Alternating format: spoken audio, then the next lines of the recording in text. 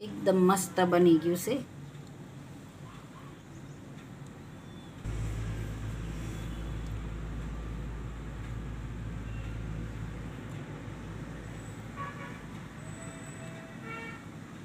તો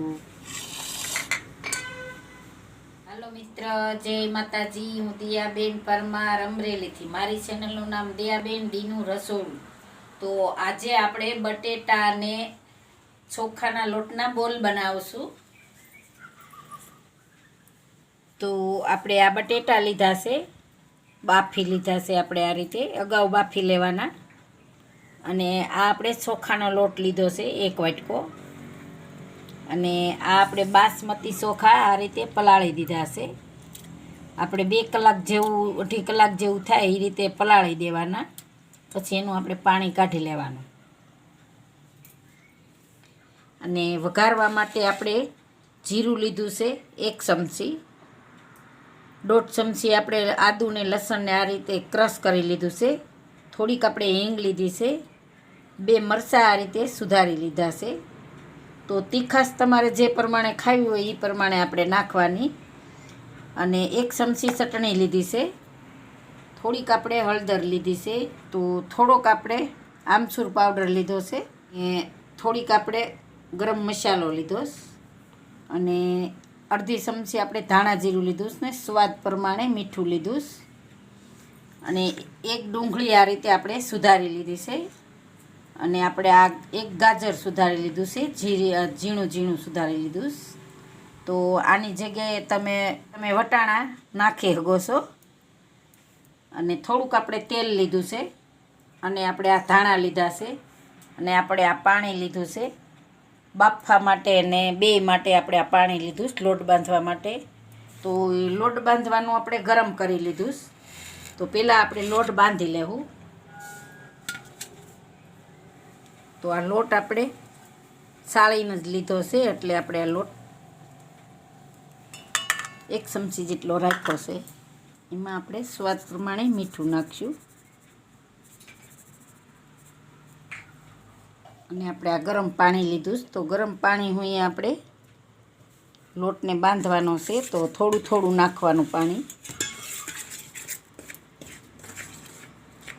અને ચમચી હોય આપણે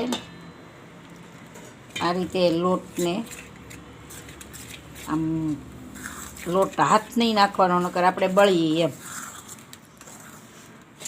ચમચી હોય લોટને આપણે લોટ બાંધી લેવું આ રીતે।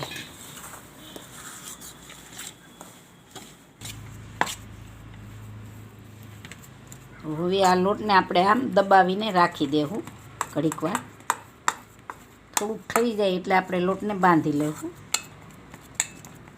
તો આને આપણે ઘડીક આ રીતે રાખી દેવું।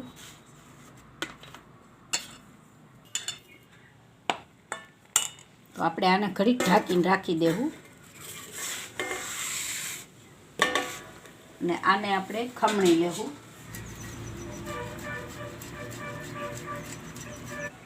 તો આ રીતે આપણે ખમણી લેવું બરાબર।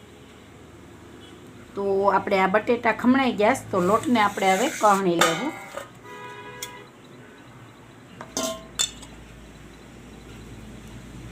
તો થોડુંક પાણીવાળો હાથ કરશું આપણે।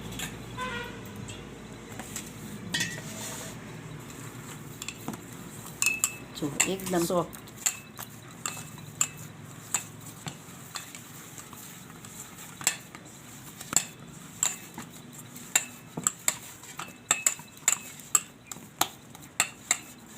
હવે આપણે આને ઢાંકીને રાખી દેવું। હવે આપણે મસાલો તૈયાર કરી લેવું। આ આપણે ગેસ ચાલુ કરશું, અને આપણે આ વઘારવાનું છે।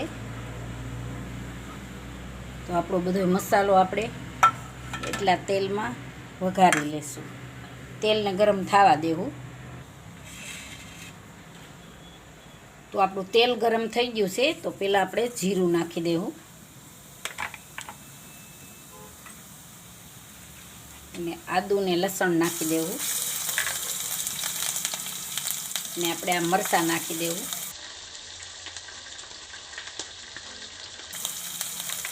તો તીખાશ તમારે જે પ્રમાણે ખાવું હોય એ પ્રમાણે આપણે નાખવાની. અને આ આપણે હિંગ નાખી દેવું. ઘડીક વાર આપણે આને શેડવી લેવું. તો હવે આપણે ડુંગળી નાખી દેવું. ડુંગળી આપણે ઝીણી ઝીણી સુધારી લીધી છે, એકદમ ઝીણી.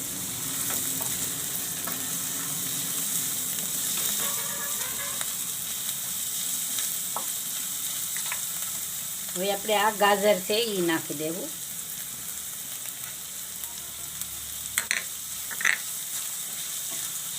હવે આ આપણે સડવા દેવું ઘડીક. તો હવે આપણે બધોય મસાલો નાખી દેવું આમાં. તો આ આપણે હળદર નાખી દેવું. આ ધાણા જીરું નાખી દેવું. આ આમચૂર પાવડર નાખી દેવું. ગરમ મસાલો નાખી દેવું. અને આપણે આ ચટણી નાખી દેવું. અને લીલા ધાણા નાખી દેવું. અને સ્વાદ પ્રમાણે આપણે મીઠું નાખશું. હવે બધું મિક્સ કરી લેવું.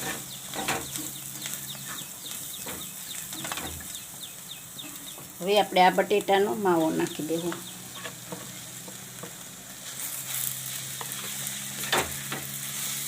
હવે બધું આપણે આને મિક્સ કરી લેવું. આપણે બધું મિક્સ થઈ ગયું છે. તો હવે આપણે આમાં આને ઠલવી દેવું. ને આ પાણી આપણે ગરમ મેલી દેવું. એટલે પાણી આપણું ગરમ થતું થાય. ને આ આપણે ઠરવા માટે આમાં લઈ લેવું ડીશમાં.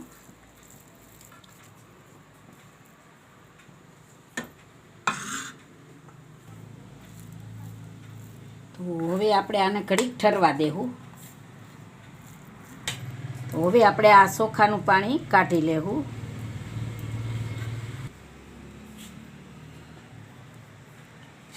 તો આપણે આ ચોખાનું પાણી બધું આમાં જ કાઢી લીધું છે. તો એને સાઈડમાં જવા દેવું. હવે આપણે આનો બોલ બનાવશું.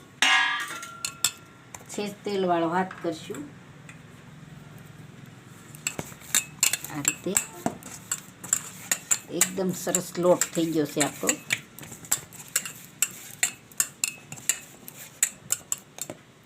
તો આનો આપણે નાનો એવો બોલ બનાવવાનો છે આ રીતે.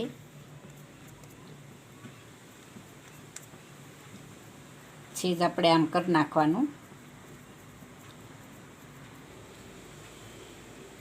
તો આની આ રીતે ગોળી વાળવાની આપણે, એકદમ સરસ ગોળ.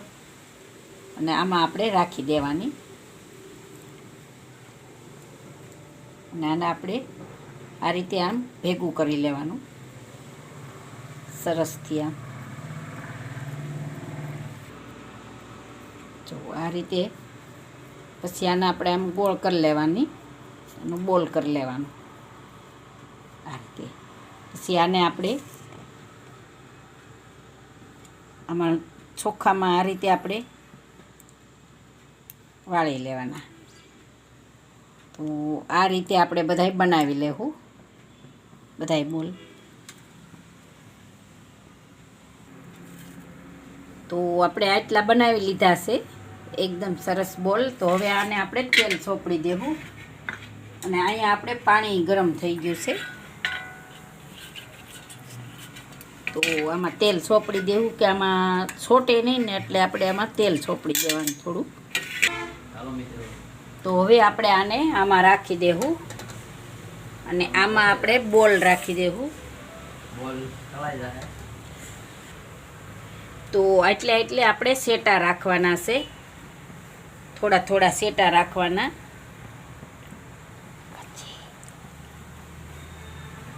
કે આ ફૂલાય એટલે એમ કે એટલા સેટા રાખવાના આપણે થોડા થોડા.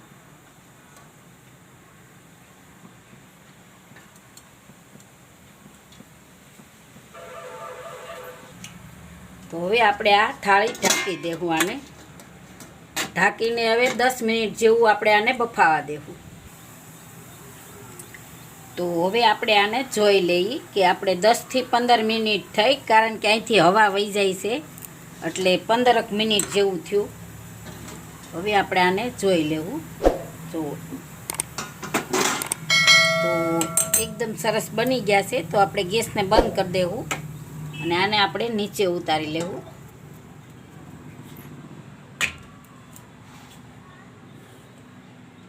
તો આને આપણે બારા કાઢી લેવું. ગરમ ગરમ તો છે પણ તોય આપણે આમાં કાઢી લેવું. इसमें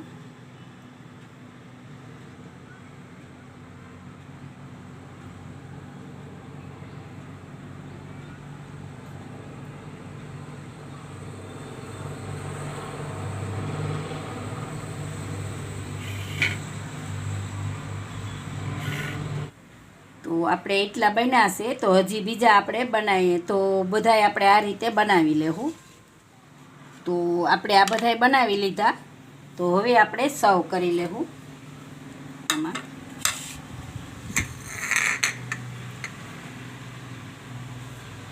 તો ઉપર આપણે આ રીતે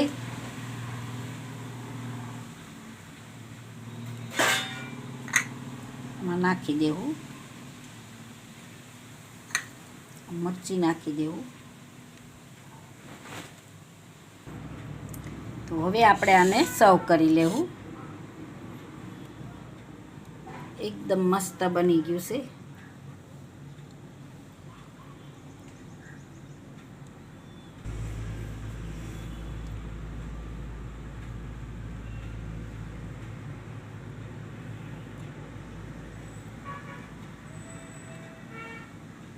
તો એકદમ મસ્ત બની ગયા છે આપણા બટેટા ચોખાના બોલ.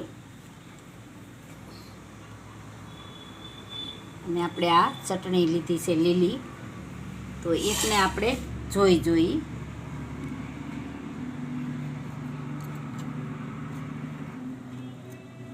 એકદમ સરસ બફાઈ ગયા છે.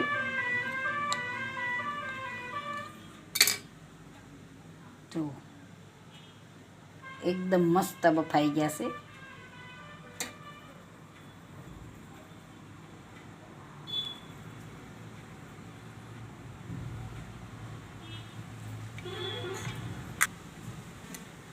તો તૈયાર છે આપણા બટેટા ચોખાના બોલ.